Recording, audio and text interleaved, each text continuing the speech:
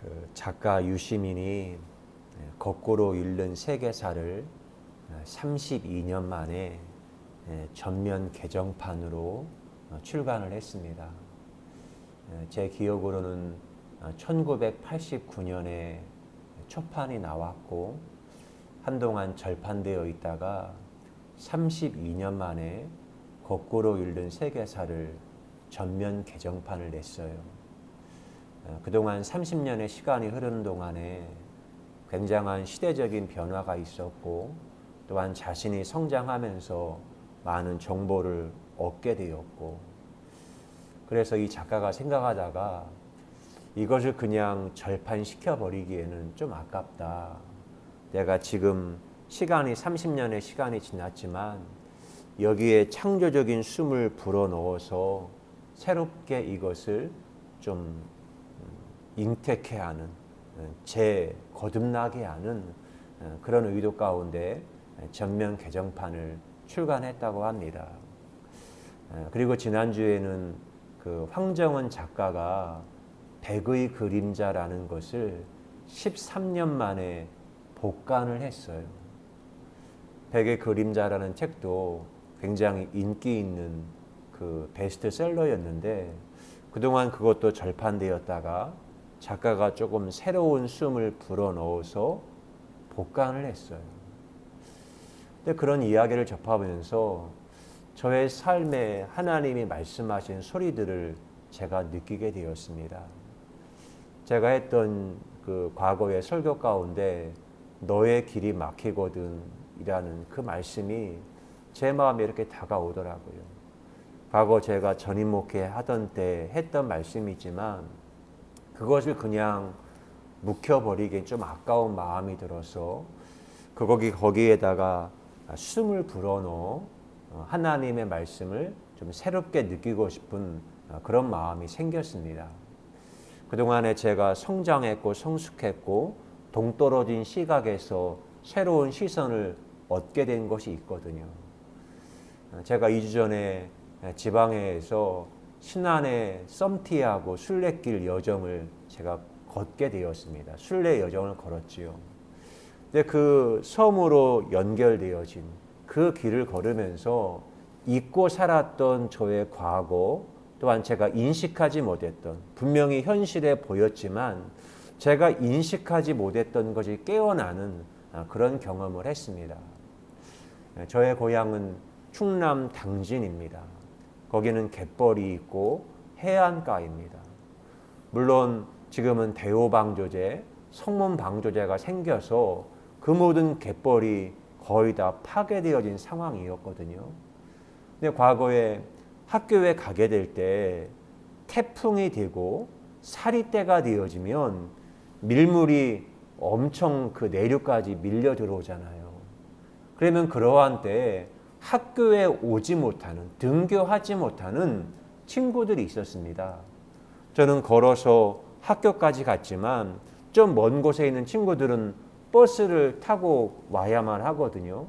근데 그 배다리가 그 밀물이 밀려 들어오는 시간이에요. 근데 그때가 사리때가 되어지면 바닷물이 너무 많이 밀려 들어오면 거기다가 태풍이나 장마가 지면 그 다리가 잠겨버려요. 그냥 버스가 거기를 건너오지를 못하는 겁니다. 근데 그때가 떠올라요. 제가 썸티하고 순례길을 갔을 때 거기에 섬이 병풍도, 대기점도, 소기점도, 소악도, 진섬, 딴섬 6개의 섬입니다. 근데 6개의 섬이 노드길로 연결이 돼요. 밀물과 썸물에 따라서 바닷길이 사라졌다가 생겼다가 해수면의 높이, 그 조차에 의해서 길이 열렸다가 닫혔다 하는 것들이 하루에 2번이 반복이 되는 것입니다. 그런데 우리의 인생에도 어떤 이렇게 밀물이 막 밀려 들어올 때가 있어요. 내 삶에. 근데 밀물이 이렇게 막 밀려 들어오면 물이 해수면이 높아지잖아요. 해수면이 높아지면 때로는 내가 수영을 못하면 그 해수면의 높이에 의해서 숨 쉬지 못하고 내 인생에 가던 길이 막힐 때가 있습니다. 숨은 더 이상 참을 수가 없고 수용도 하지 못하고 그런 상황이 되기도 합니다. 지난주에 한 다큐를 봤어요. 아버지의 바다라는 프로그램이었는데 강원도 고성의 최북단 항구에서 어떤 이가 머구리 작업을 하는 겁니다. 제가 탈북자였던 박명호 씨 이야기인가 했더니 다른 사람 이야기더라고요. 배를 준비하고 머구리 작업을 하려고 하는데 어떤 한 사람이 그 사람을 등에 업고 오는 거예요.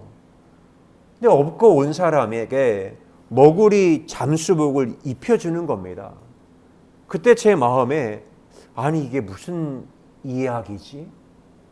그리고는 업혀온 사람이 하반신을 사용하지 못하는데 그 사람이 머구리 잠수복을 입고는 배를 타고 와서 수심 20m 바다 세계로 들어가서 해산물을 채취하고 문어를 잡고 하는 모습이 나오는 거예요. 제게는 굉장한 충격이었어요. 아니 어떻게 저런 일이 하는 거지? 그리고는 그 다큐가 진행이 되면서 그들의 관계가 나타나요. 형이 동생을 하반신을 사용하지 못한 동생을 업고 왔고 선장은 아버지가 하반신을 사용하지 못하는 아들을 머구리복을 입혀서 39살 된 아들을 바닷속으로 집어넣는 겁니다. 야, 이게 무슨 끔찍한 일이지. 이게 도대체 무슨 끔찍한 일이야. 어떻게 아버지가 하반신이 마비된 아들을 바닷속으로 집어넣을 수가 있는 거지. 그리고 아들은 왜 거기로 들어가는 거지? 사연이 소개돼요. 그 아들이 20대 중반에 때 한 15년 전에 머구리 작업을 하다가 머구리 작업을 하는 사람들에게는 잠수병이 숙명이거든요. 근데 물속으로 들어가면 늘 가면 씨알이 굵은 놈들이 있습니다. 씨알이 굵은 놈을 찾으려면 숨을 참듯이 그걸 들어가서 채취를 해요. 그런데 우리 인간이 욕심에 씨알이 굵은 놈을 따기 위해서 나의 숨을 더 참고 들어가다가 이 머구리 작업을 하던 둘째가 블랙아웃을 경험한 거예요. 그리고는 사고가 발생해서 신경계 이상이 생겼고 하반신이 마비가 되는 그런 끔찍한 일을 발생을 한 겁니다. 그리고는 세월이 흘러 10년이 지난 시간에도 여전히 그 바다에 산다는 것. 근데 그 사건 앞에 그 사고라는 것이 내가 살고 있는 이 삶이 얼마나 소중한 것인지 새로운 바람이 불어와서 내 일상을 송두리째 깨워버리는 그런 일들을 제가 경험하게 된 겁니다. 제주에 물질하는 해녀가 있거든요. 나이가 70, 80이 더 넘어가면 더 이상 바닷속에 들어가서 물질을 할 수가 없어요. 그러면 물질하던 여인이 은퇴를 합니다. 그러면 자신이 사용하던 물질하던 도구를 후배 해녀에게 물려주면서 딱 하는 말이 하나의 말이 있대요. 너희들 숨만큼만 일해라. 너희 숨만큼만 해라. 그 숨을 너무 참다가는 너희들이 죽을 수 있다. 생명을 잃을 수 있다. 저는 그것이 제게 너무 큰 충격으로 다가왔어요. 그렇구나. 내가 인생을 살면서 내 욕심에 의해서 어떤 타인이 원하는 것, 돈이 요구하는 그것에 나의 숨을 맞추는 것이 아니라 내가 가지고 있는 고유한 숨을 찾고 그 고유한 숨을 찾는 것이 얼마나 소중한 것인지를 저는 깨닫게 됐어요. 그것이 성경이 말하는 거룩이고 신약에서는 영생이고 노자가 말한 거는 그게 바로 상이고 공자가 말한 건 바로 인이더라고요. 근데 고유한 숨을 쉴 때 가장 먼저 부딪히는 것은 내가 나를 잘 모르겠다는 거예요. 내가 정말 좋아하는 게 뭐지? 정말 내 인생의 꿈이 무엇이지? 우리는 내가 좋아하는 것, 나의 꿈이라는 것을 내가 스스로 관찰하고 질문해서 나의 꿈을 찾기보다는 세상을 살면서 어떤 빛이 나면 아, 이게 좋은 거래. 판사, 전문직, 검사, 의사, 전문인, 대기업 취직 그냥 이게 좋다라고 여겨지니까 우리는 스스로 질문하기보다 외부 세계가 주입한 것을 그대로 받아들이는 경향이 있습니다. 우리는 저도 제가 이렇게 말을 하면서 제가 소리를 내잖아요. 공기의 매질을 통해서 여러분의 귀에 들려집니다. 근데 내가 말하는 소리를 듣는 내 이라고 합니다. 그리고 외부의 소리를 듣는 것을 외이라고 해요. 외부의 소리는 공기의 진동을 통해서 나에게 들려옵니다. 그래서 제가 지금도 이게 녹음을 하거든요. 녹음된 소리를 제가 듣게 될 때 그때 제 소리를 이해하게 돼요. 그러니까 제가 지금 말하며 듣는 저의 소리가 있고 그리고 나중에 녹음된 것을 듣는 소리가 있을 때 그 소리가 차이가 생깁니다. 왜? 제가 지금 말할 때는 내 이로 듣는 것이고 녹음된 것은 외 이로 듣는 거예요. 그러면 무엇이 진짜 맞는 소리냐면 녹음된 방식으로 듣는 게 그게 진짜 제 소리예요. 그러니까 제가 제 소리를 말하면서도 내 소리가 어떤지를 잘 모른다니까요. 내 숨이 어떤 것인지, 내가 어떤 소리를 가졌는지 제가 저를 모니터하거나 녹음해서 들어보지 않으면 제 소리를 제가 알지를 못합니다.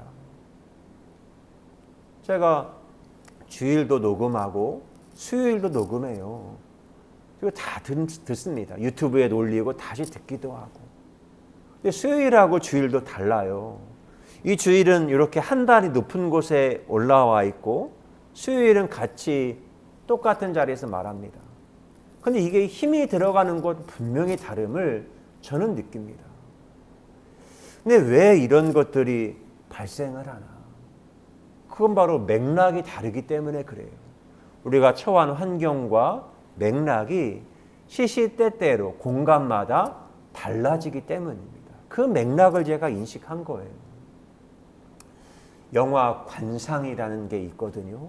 그거는 여러분 세조가 조카 단종을 폐위시키고 계유정난을 일으켜서 왕권을 찬탈하는 그 계유정난을 소재하고 있습니다. 조카를 폐위시키고 노산군으로 폐위시켜버리고 영월로 유배를 벌이고는 세조가 왕권을 장악을 하잖아요.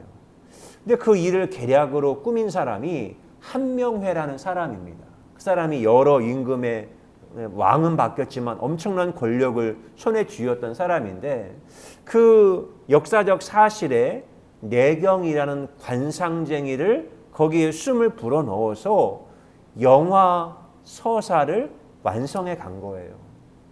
근데 그 영화의 맨 마지막에 계유정난을 성공시키고 한명회가 세조가 왕위의 자리에 오르고 난 다음에 영화의 맨 말미에 한명회가 그 관상쟁의 내경을 그냥 바닷가에 묻혀 살고 있는 그 관상쟁의 내경을 찾아갑니다. 한명회가 말해요. 조소, 바다 냄새가 참 좋은 곳이요. 허나 이런 곳은 사내가 세상을 다 품고 난 후에 늙음막에 쉬는 곳 아니겠소? 선생 같은 사람이 이런 곳에 있는 것이 나는 좀 아깝소. 거사를 일으킨 자들이 안면을 낱낱이 보았을 터인데 그 관상은 기록해 두었소. 한명회도 마음에 불안이 있어요. 우리가 혁명을 일으켰지만 혹시 이 권력을 찬탈하는 또 다른 혁명 세력이 있지는 않을지 당신이 좀 관상을 통해서 내게 좀 가르쳐 달라고. 그거 써먹으려고 한명회가 온 거예요. 그리고 화면에 바다에 파도가 치는 그 장면을 보여줘요. 내경이 말합니다. 그날 당신들의 얼굴에 뭐 별난 것이라도 있었던 줄 아시오? 염치 없는 사냥꾼 상도 있고 피보기를 쉬이 여기는 백정의 상도 있고 글 읽는 선비의 상도 있고 어디서나 볼 수 있었던 얼굴이었소. 그냥 수양은 왕이 될 사람이었단 말이요. 한 명의 놀라요. 뭐요? 내경이 말합니다. 난 사람의 얼굴을 보았을 뿐 시대의 얼굴, 시대의 모습을 보지 못했소. 시시각각 변하는 파도만 본 격이지. 바람을 보아야 하는데 파도를 만드는 것은 바람인데 말이요. 당신들은 그저 잠시 높은 파도를 탔을 뿐이요. 우리는 거저 낮게 쓸려가고 있는 중이었소만 뭐 언젠가 오를 날이 있지 않겠소. 높게 오른 파도가 언젠가 부서지듯이 말이요. 그게 영화의 말미의 대사였어요. 근데 그게 제 마음에 남아 있었거든요. 근데 제가 이번 썸티하고 순례길을 걸으면서 마치고 와서 여행을 마친 다음에 제 마음에 들려오는 소리가 제 안에 있었습니다. 그거는 눈에 보이지 않은, 느끼지 못하는 파도와 바람 너머에 있는 삶 너머의 세계를 제가 인식하게 되었어요. 오늘 예수님이 한 사건을 만납니다. 제가 한번 다시 읽어요. 예수는 감람산으로 가시니라. 아침에 다시 성전으로 들어오시니 백성이 다 나오는지라 앉으사 그들을 가르치시더니 서기관들과 바리새인들이 음행 중에 잡힌 여자를 끌고 와서 가운데 세우고 예수께 말하되 선생이여 이 여자가 간음하다가 현장에 잡혔나이다. 모세는 율법에 이러한 여자를 돌로 치라 명하였거니와 선생은 어떻게 말하겠나이까. 그리고 1절부터 5절까지는 사실에 대한 지금 기록이에요.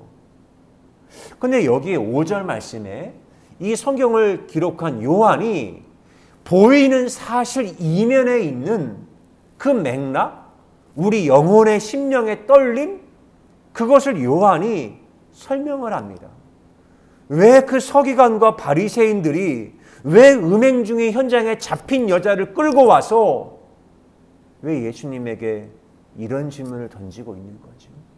그게 6절입니다.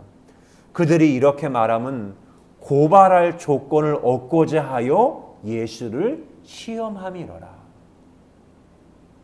요한이 이러한 질문을 던지고 있는 그 바리새인 서기관들의 영혼의 떨림, 영혼의 맥락, 보이지 않는 영혼의 떨림을 요한은 읽었던 거예요.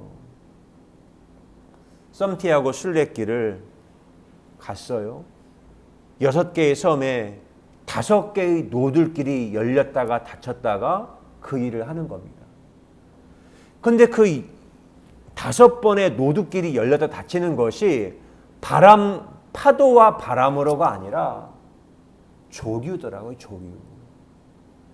조류. 밀물과 썰물에 따라서 노드길이 열렸다가 닫혔다가 하는 겁니다. 여러분 좀 과학을 이해하면 여러분 조류, 밀물과 썰물이 발생하는 이유가 있습니다. 우리의 눈에는 바닷물이 왔다가 나갔다가 밀물했다가 썰물했다가 이게 이렇게 보여지고 있거든요.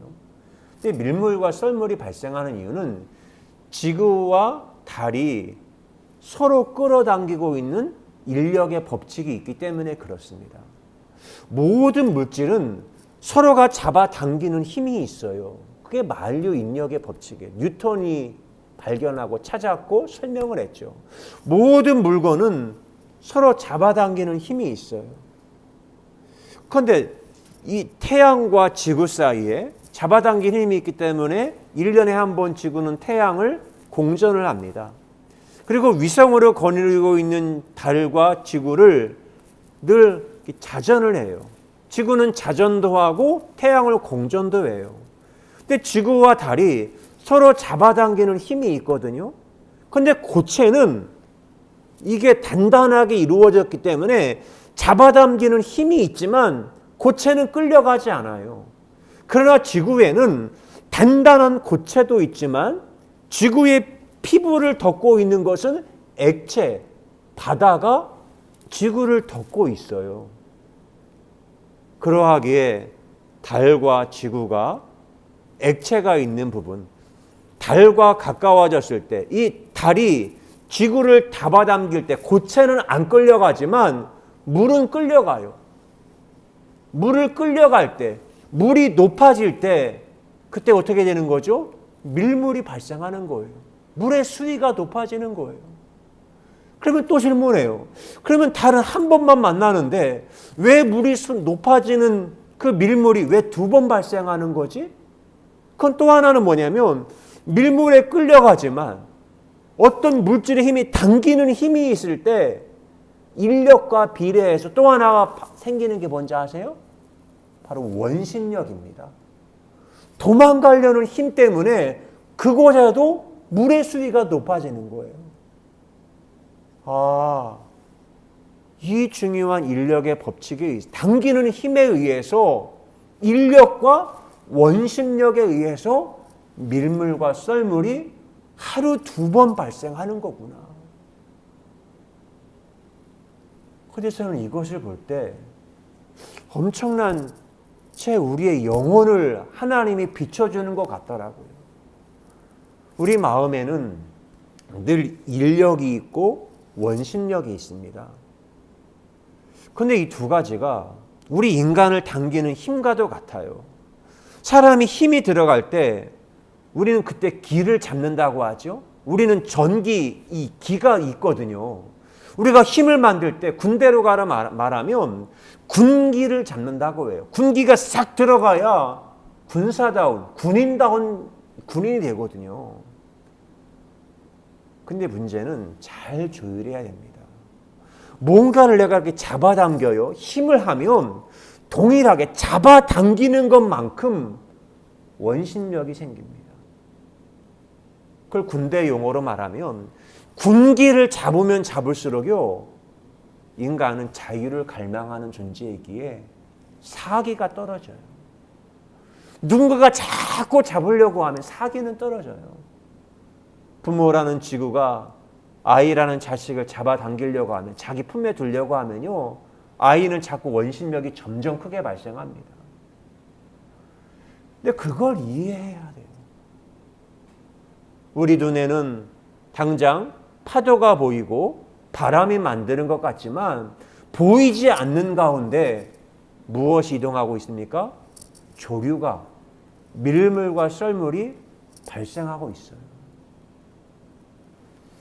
저는 제가 이 자영업의 세계에 동떨어진, 지금은 이제 5년 차인데 그 세계에 동떨어진 세계에 딱 나오니까 제가 이제는 탈문맥을 했습니다. 종교 세계를 벗어나도 4년을 독립적으로 돈을 제가 벌며 살다가 보니까 이 세계를 독립적인 시선으로 재구성할 수 있는 그 시선이 생겨요. 그런데 이러한 때는 오히려 밀물과 썰물, 이게 사금과 조리 때거든요. 근데 그 중간에 힘이 균형이 있는 그 시점에 이걸 조금 이렇게 자세히 독립적으로 볼 수 있는 시각이 생기는 겁니다. 로마서 1장 18절 이하에 하나님의 말씀이에요.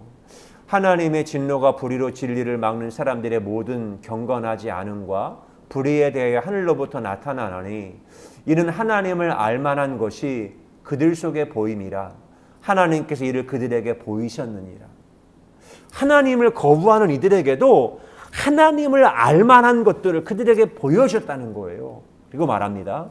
창세로부터 그의 보이지 아니하는 것들, 곧 그의 영원하신 능력과 신성이 그가 만드신 만물에 분명히 보여 알려졌나니 그러므로 그들이 핑계하지 못할지니라. 하나님의 영원한 신성과 거룩한 능력을 하나님이 만드신 피조세계, 이 우주의 질서 가운데 하나님의 원리와 숨이 있다는 거예요. 저는 제가 목회가 굉장히 힘들었던 이유가 인간을 잘 살피면 될 줄 알았어요. 그리고 인간의 말을 믿었어요. 그런데 저는 그 페르조나, 저는 가면에 속았거든요. 그래서 저는 아팠고. 저는 오히려 이 만물 세계, 우주의 언어, 자연 세계의 언어를 익히며 우주, 자연 세계, 밀물과 썰물 조류를 읽어가며 인간의 영혼에 어떤 밀물과 썰물, 원심력과 인력, 이게 어떻게 작용하고 있는지가 더 잘 읽혀지더라고요. 그래서 저는 역사를 새롭게 기록하기 시작했어요. 그래서 이건 아놀드 토인비가 한 말이거든요. 위대한 역사는 문학이 될 수밖에 없다. 이유는 역사는 사실에 대한 기록에서 시작해서 과학을 포용하고 문학으로 완성한다. 역사는 사실로 시작해서 과학을 포용해서 문학으로 완성된다. 이게 가장 아름다운 역사라는 거예요. 저는 제가 시를 쓰는 게 그렇더라고요. 사실을 잘 관찰합니다.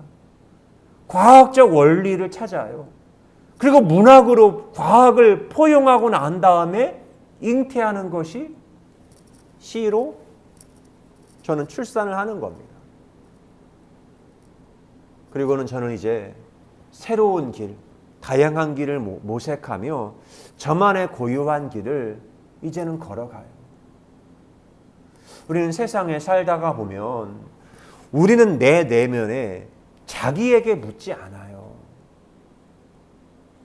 이 대한민국의 교육의 방식이 뭔가 이렇게 평가하는 방식이 스스로가 질문하고 스스로가 논리를 전개하는 게 아니라 외부가 주입해 준 답을 얼마나 빨리 외우고 얼마나 많이 내어 괴어뱉고 얼마나 원형과 똑같이 빠른 속도로 내어 뱉느냐에 따라서 평가 방식이거든요.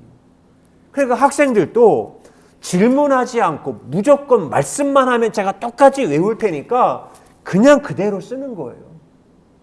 그리고는 외부가 정한 계급, 어떤 지점 정하고 그 길을 향해 열심히 막 달려가지요. 내가 빠르게. 왜? 다른 사람도 거길 향해 달리니까. 질문하다가는 이미 내가 뒤처지니까 질문? 그런 건 나중에 하는 거고 지금은 달려야 돼. 내가 달려야만 저 사람보다 빨리 갈 수 있으니까. 그리고는 그 지점에 다다르면 행복이 있지 않을까? 기쁨이 있지 않을까? 근데 웬걸요? 그 지점에 가봤어요. 검사가 돼요. 차장이 돼요. 검사장이 돼요. 총장이 돼요. 근데 신비한 것은 그 지점에 가면 행복과 기쁨이 아니라 싱크홀이 있어요. 블랙홀을 만나요. 내가 얻은 것 같은데 말할 수 없는 나락으로 내가 떨어지는 거예요. 5년 동안 공무원 생활을 하다가 그 세계를 벗어난 사람이 이야기입니다. 그분이 6급 공무원에 있다가 사직을 했거든요. 그런 내용을 합니다. 그분이 5년 공무원 생활하면서 아마 7급 시험에 합격을 해서 세종시에 발령을 받았고 세종시 고시원 생활 사진을 이렇게 찍어 고시원에서 생활을 하는 겁니다. 그러면 사람들은 말하죠. 공무원이 얼마나 안정적이냐. 어떠한 위기 상황에서도 회사는 망할 수 있지만 정년이 보장이 되고 버티면 호봉도 올라가고 그리고 호봉이 올라가다가 보면 공무원 좋은 것은 호봉이 올라가고 직급이 올라가면 일은 적게 하고 돈도 더 많이 벌 수 있다. 계속 공무원 생활하면 밥 먹는 데는 밥 먹고 사는 데는 지장은 없다. 그런 외부 세계 가르침에 길들여졌기에 그 생활에 탔지요. 그리고는 국가와 국민을 위해서 봉사하겠다. 봉사정신, 복무선언을 한다. 그때 그 마음속 다짐이 절규가 될 줄은 생각도 못했다. 나란 일이라는 것이 누군가에게는 정말 필요한 일이다.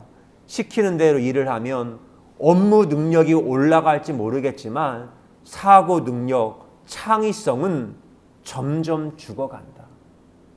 내가 점점 죽어가는 느낌이었다. 내 안에 있는 고유한 야성은 점점점 더 죽어갔다. 공무원으로 일을 하면서 단 하루도 보람되었다는 생각을 하지 못했다. 왜? 시키는 대로 하니까. 시키는 대로 하니까. 공무원 조직에서 느낀 소감, 회사원은 그래도 종종 사람 사는 맛을 느낀다.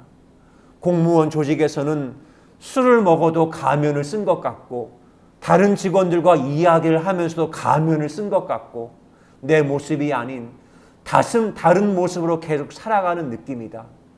경직된 조직에 맞추어 살다가 보니 점점 나를 잃어간다. 그리고는 공무원 5년 생활하다가 6급에서 멈춘 다음에 사표를 던지고 나온 거예요. 안정적인 공무원 왜 그만두냐고 다른 사람 말하지만 이렇게 살다가는 나를 완전히 잃어버릴 것 같아서 나왔다는 거예요. 어떤 이는 교사 임용 받으면 행복할 줄 알고 대학 나오고 얼마나 요즘 교사 임용되는 게 어렵습니까? 행복할 줄 알았어요. 처음 임용받아 학교에 발령됐는데 웬걸요? 교장이 상또라이네. 얼마나 힘듭니까? 교장이 바뀌면 행복할 줄 알았어요. 근데 1학년 들어갔더니 아이가 또 이상한 애가 들어오네. 근데 더 힘든 것은 아이의 엄마는 더 미치고 환장하겠는 거예요. 이런 어느 지점에 가면 행복이 있을까요? 점점 참다가 보면 점점 나를 잃어가는 느낌인 거예요. 근데 그런 상황을 보다가 이제는 바람과 파도만이 아니라 다른 방향을 보는 거예요. 누구는 파도만 봐요. 누구는 파도를 이렇게 뜨고 바람만 봐요. 근데 저는 제가 보는 건 요즘에 조류를 봅니다. 조류를 읽기 위해서 내가 있는 지구가 어딘지, 달은 어딘지, 태양은 어디인지 그 시간을 알아야 밀물과 썰물의 조류의 흐름을 이해할 수 있으니까. 여러분, 세상은 내가 고유한 어떤 판단하는 걸 하지 못하도록 세상에도 끊임없이 나에게 주입하려고 합니다. 내가 고유한 생각을 하지 못하도록 자꾸 어떤 걸 주입해 주려고 해요. 마치 후기 파시즘 사회가 같거든요. 혁명을 막기 위해서 전체주의 국가, 제국주의 국가를 사람들이 만들려고 해요. 여러분, 지금의 제도는 민주주의 사회입니다. 그런데 이게 돌아가는 세계는요, 자본주의 제국화, 디지털에 의해서 플랫폼 제국화된 사회를 우리가 살고 있습니다. 우리에게는 이제 새로운 숨이 우리에게 이제 필요해요. 저는 썸티하고 순례길 여행을 딱 갔을 때, 이제는 나만의 숨을 이제는 쉬어야겠구나. 그걸 더 느껴요. 물론 맨 처음에 이 설국 열차 같은 이 열차를 달리다가 맨 처음에 딱 서려고 했을 때 처음에는 멈추는 것도 쉽지가 않습니다. 그동안의 속도, 관성, 에너지가 있기 때문에 사람이 멈춘다고 멈추는 게 아니에요. 그동안 힘이 있기 때문에 차가 딱 멈추는 순간 몸이 딱 쏠려 나가잖아요. 넘어지잖아요. 이스라엘 백성이 430년 동안 애굽에 종살이 하다가 광야로 나왔지만, 몸은 광야로 나왔지만 영혼은 애굽에 길들여져 있기에 끊임없이 원망한 불평하며 지도자를 세워서 애굽으로 돌아가려고 하는 거예요. 존중 불안, 생존 불안을 견디지 못하고. 그런데 이제는 멈춤에서 제가 이제 4년의 시간이 지나니까 독자적인 새로운 시선을 이렇게 보는 거예요. 여러분, 지금 전 세계에 굉장한 갈등이 있거든요. 우리는 올해는 저희 대한민국 대통령 선거도 있습니다. 그런데 지금 여러분, 세계가 파도와 바람만 보지 말고 조류를 읽어보자면 조류. 세계의 지금 맥락이라는 게 저는 그게 인간의 탐욕이거든요. 인간의 탐욕과 맥락의 판이 바뀌었어요. 사람들은 이 판을 읽지 못하도록 파도만 보게 하고 바람만 보게 만들어요. 그러나 인간 영혼 안에 있는 이 맥락, 탐욕을 봐야 되거든요. 하나, 그러면서 문명사를 공부를 합니다. 문명사를 공부하면 1960년대 우리 대한민국은 식민지, 외정기 때도 보냈고 한국전쟁도 경험했어요. 그때 한국은 쑥대밭 됐잖아요. 미국의 전적인 원조와 연합군의 도움으로 한국은 구원을 받았습니다. 2차 세계대전 중에 가장 부강한 나라는 미국이었어요. 미국은 전쟁터가 아니었으니까 세계 열강의 유럽, 일본이 패망할 때 미국은 엄청난 힘을 발휘를 했습니다. 아세요? 1960년대 세계 총 생산량이 미국이 1위예요. 미국부터 다른 나라 2위부터 40위까지 모든 국가의 총 생산량을 합해도 미국의 생산량이 많아요. 그만큼 압도적 세계 제국을 제패한 것이 미국이었어요. 1960년대까지 그랬어요. 1970년대까지도 세계 모든 나라의 돈을 다 합해도 미국의 생산량을 따라가지 못했다니까요. 그런데 1970년대 석유파동, 2차 석유파동 나요. 그러면서 미국의 힘이 약해져요. 미국이 혼자만의 힘으로 전 세계를 컨트롤하다가 미국의 힘이 빠지니까 거기에 서방 선진국 5개국을 만들고, 왜 자기 통제 힘 안 되니까. 그 다음엔 서방 선진국 7개국 G7을 만들고, 그리고 지금은 대한민국도 함께 참여해달라. 근데 왜 이런지 아십니까? 미국의 힘이 빠졌어요. 지금 전 세계 망락의 가장 큰 맥락은 하나입니다. 그게 바로 미국과 중국의 갈등이에요. 미국과 맞짱 뜨는 나라인 중국이 부상을 했어요. 대한민국도 엄청 올라왔어요. 세계 8위인데 이제 5위를 넘봐요. 그런데 이제는 우리가 누구에게 종속되어 살 때가 아닙니다. 우리의 힘을 키워서 이 세계의 맥락, 이 조류의 싸움에 나의 힘을 홀로 키우는 것이 필요한 때입니다. 어디에 줄 서는 것이 아니라 나의 고유한 숨을 가지고 홍익인간의 이념을 가지고 미국과 중국 사이에 대한민국의 숨을 쉴 기회가 와요. 전 세계는 지금 사실 언론은 안 나와요. 그러나 지금 미중 갈등이에요. 올림픽 보도, 베이징 동계올림픽 보도는 점점 이 갈등을 부추기는 거예요. 그래서 대한민국을 줄을 서게 만들죠. 그러나 더 높은 시선을 가진 사람은 알아요. 우리가 대한민국 어디에 줄 서는 게 아니라 우리가 그들의 동일한 파트너가 되기 원합니다. 이젠 미국도 우리가 그 밑에 서길 원하지 않습니다. 미국이 대한민국의 파트너가 돼서 중국을 견제하기를 원해요. 그게 바이든 정부의 진짜 마음이에요. 속마음. 우리가 미국의 당신들의 반려동물 되겠다? 그거 미국이 원하지 않아요. 이제는 그 조류를 읽고 나면 한반도가 새로운 빛이 임하는 순간에 새로운 시공간이 열려요. 여러분, 작가가 말해요. 빛이 들어올 때요, 새로운 시간과 공간이 열려요.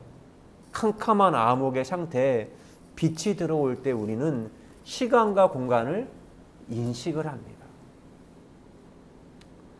제가 지난주에 그런 맥락을 이해하며 빙판 위의 판소리라는 시를 썼습니다. 이 빙판은 우리나라의 빙상계, 쇼트트랙, 그리고 지금의 상황, 이것들을 이해하시고 지금의 오늘을 이해하시면 이해할 수 있습니다.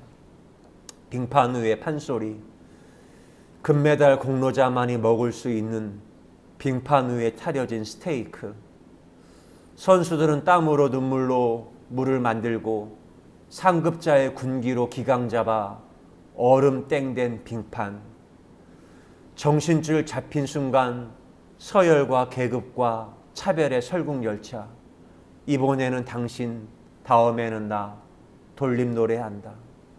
꼭두각시된 줄로 숨통 조이는 올감이 만들어 나와 다른 경로와 서식지 만들려는 새순의 목줄 잡아야 생존 가능한 설국, 판 밖으로 밀어내는 알까기, 동료는 자발적 아싸하여 판을 바꾸고 이름을 바꾸고 적으로 만나야 하는 올림픽, 알면서도 제 숨을 쉬고 싶어 빙판이 칼바람에 피 흘림까지 주홍 글씨로 품네.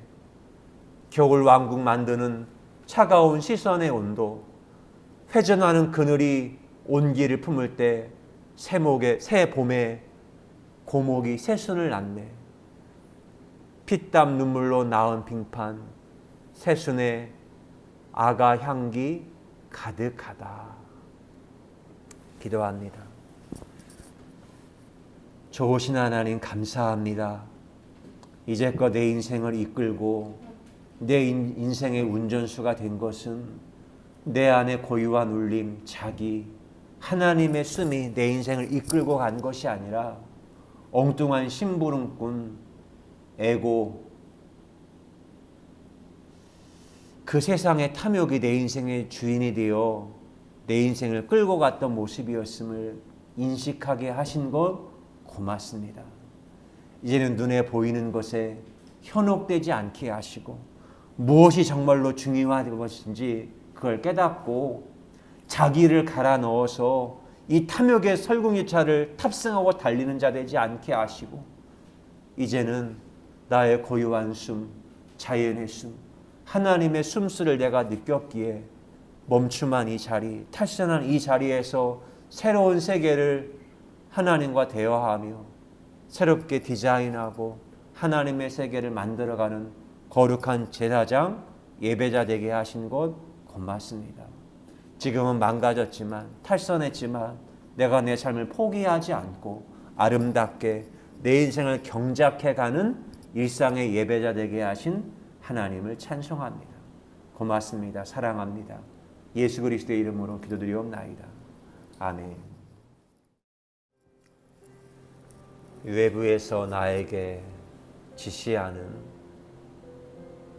그 군기, 기강에 잡혀서 내가 나를 억압하고 착취하고 감시하며 살았습니다.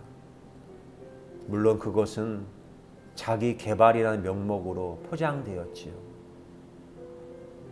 그런데 저는 점점 더 나의 숨을 잃어갔습니다. 내비도 삶 너머에서 공만 올라오면 승리를 위해 달리는 선수들, 저 멀리서 개발춤에 도리도리 소리가 먼저 들려온다. 내비도 경기장 선수 모두 얼음땡 되지.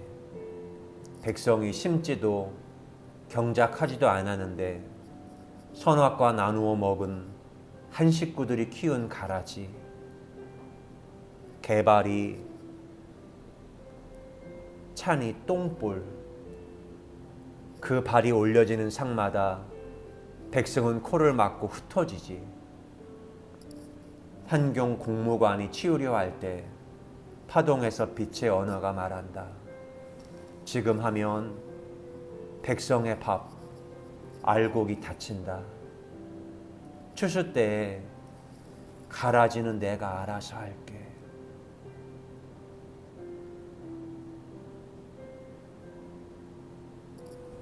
저는 세상에 주입해 준 것에 그게 답인 줄 알고 코를 막고 숨 쉬지 못하고 숨을 막고 세상의 것들을 위험한 것으로 여기고 오감을 차단하고 하나의 세계, 종교 세계 그거에 갇혔습니다. 그러나 뜻밖의 그 생태계를 벗어나 마태복음 13장에 밭에 일한 농부가 하나님의 나라 보화를 찾듯 저는 피땀 눈물을 흘리는 이 노동의 현장에서 하나님의 나라 보화를 찾았습니다. 그리고 피 같은 생돈을 지불하면서 피땀 눈물을 흘리며 천국 보화를 저는 저의 소유로 찾고 숨쉬며 삽니다.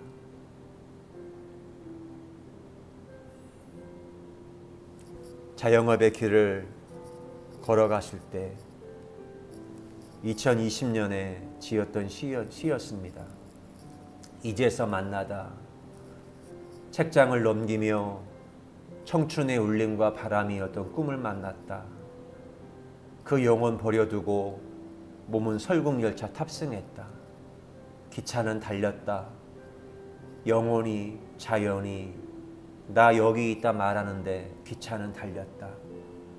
교육전도사, 담임전도사, 서리, 준회원, 정회원, 감독선거권, 총회 대표, 감리사 피선거권 출마.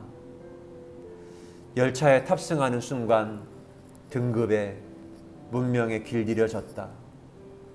몸에 깃들어 있는 처절한 시간의 무게, 생각지도 못했던 탈선을 했다.